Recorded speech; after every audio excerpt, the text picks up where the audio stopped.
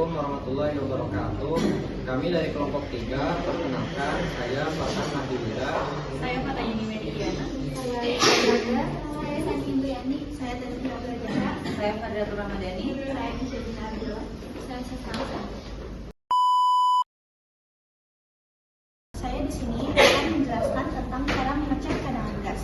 Pertama-tama, di sini kita lihat untuk selang yang berwarna biru itu untuk N2O, yang selang berwarna putih itu oksigen, dan yang selang berwarna hitam berstrip putih ini air. Lalu kita lihat apakah masing-masing selang terpasang atau tidak. Di sini sudah terpasang. Selanjutnya kita lihat jarum penunjuk pada manometer oksigen di bagian kiri mesin.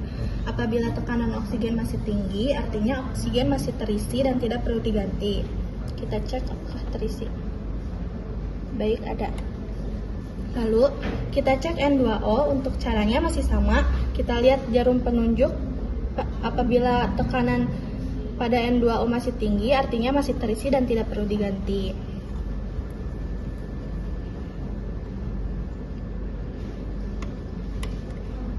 Lalu yang terakhir ada R. Di sini tekanannya sudah rendah. Jarum penunjuknya ada di angka 0, artinya bagian R sudah habis dan tidak perlu diganti. Jadi tidak akan naik. Langkah selanjutnya menyalakan mesin anestesi. Setelah sudah memeriksa cadangan gas, kita langsung saja menekan tombol on, putar ke kanan, dan tunggu sampai monitornya menyala.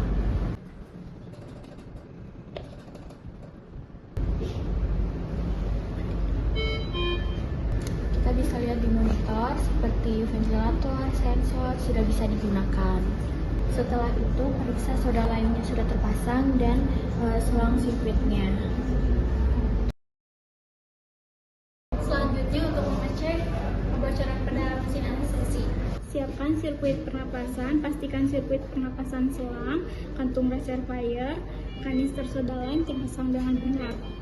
Matikan semua flow meter dan vaporizer. Ini untuk flow meternya dimatikan.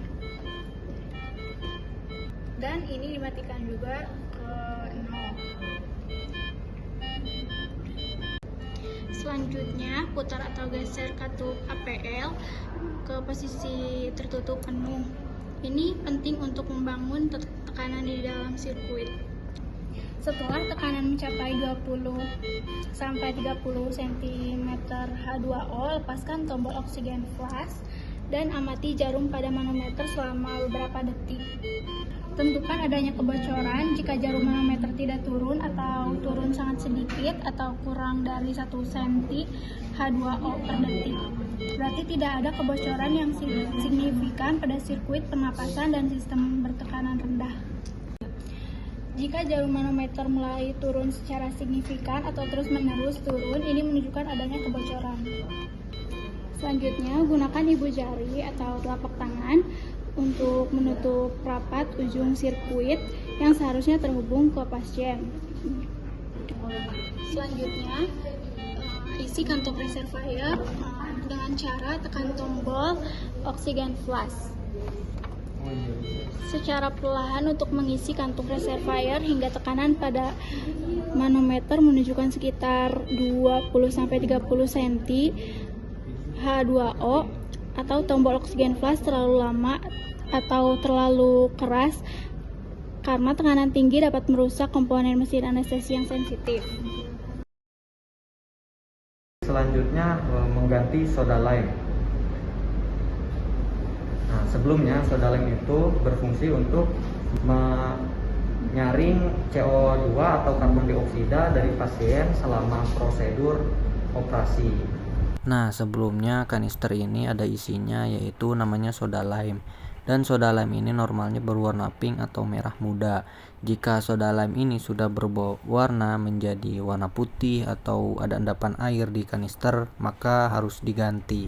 Nah, cara menggantinya itu dengan memutar ke sebelah kiri, kemudian dibersihkan atau difiksasi dengan alkohol 70%. Kemudian dibuang soda lime yang lama dan diganti dengan soda lime yang baru. Jika di soda lime hanya ada gumpalan, maka yang diganti hanya gumpalannya saja. Setelah diganti, soda lime bisa dipasang kembali dengan cara memutar ke arah kanan, dan jangan lupa untuk mendokumentasikan dengan cara mencatat tanggal pergantian soda lime tersebut. Selanjutnya saya akan menjelaskan tentang mengatur ventilasi pada mesin anestesi. Di sini ada mode PVC, SIM PVC, PCP, SIM FVVC, PC, dan manual. Saya akan beri contoh di mode PVC, dan saya akan mengatur volume tidal, yaitu 6 mili dikali per BB. Contoh 60 kg dikali 6 yaitu 375. Untuk respirasinya untuk dewasa biasanya 10 sampai 14 kali per menit. Dan untuk inhalasi dan ekshalasi biasanya 1:2. Dan ini bisa diaktifkan atau di-off-kan. Lalu langsung set mode. Dan ini untuk mengatur yang di sini itu ada selain manual, dan ini untuk mode manual. Baik, langkah selanjutnya mengukur flow meter. Baik, flow meter fungsinya untuk mengatur dan mengontrol laju aliran gas. Di sini ada oksigen O2O, terus N2O, terus air udara. Bagaimana cara mengaplikasikannya? Kita ambil contoh, jika minute volume pasien dibutuhkan 6 liter per menit, maka kita akan menggunakan oksigen sampai ke 3.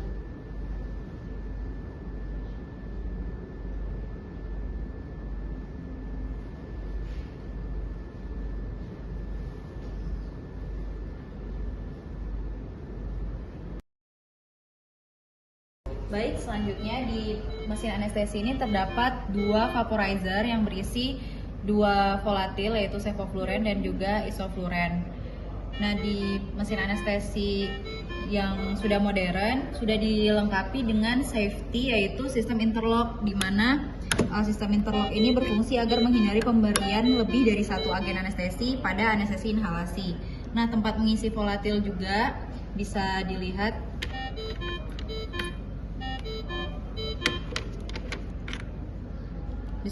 Perbedaannya. Tempat mengisi volatil juga dilengkapi safety, yang mana hanya bisa dihubungkan pada sumber volatil tertentu sehingga tidak tertukar.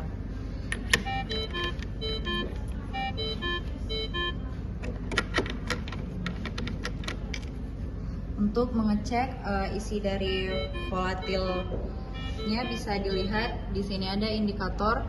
Nah, kalau di sini kan 0 ya, nanti kalau ada isinya dia akan naik sini, dan nanti diisi di bawah dari maksimumnya.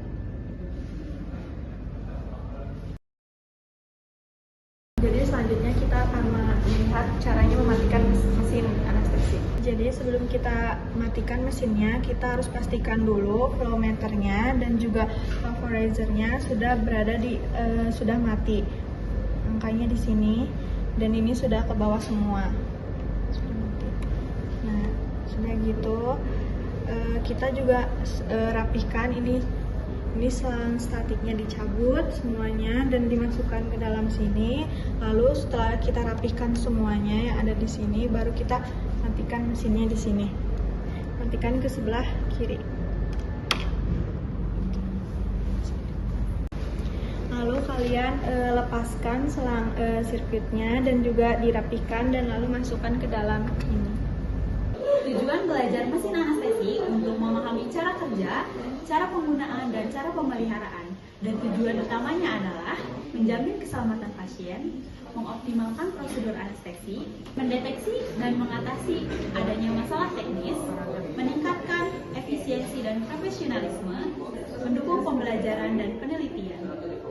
Bagi mahasiswa, mempelajari mesin anestesi bermanfaat untuk membangun landasan pengetahuan dan keterampilan praktis yang krusial untuk karir di bidang kesehatan. Nah, dapat juga meningkatkan daya saing dan juga mempersiapkan mereka untuk praktik klinis serta riset di masa yang akan datang. Sekian penjelasan dari kelompok kami. Wassalamualaikum warahmatullahi wabarakatuh.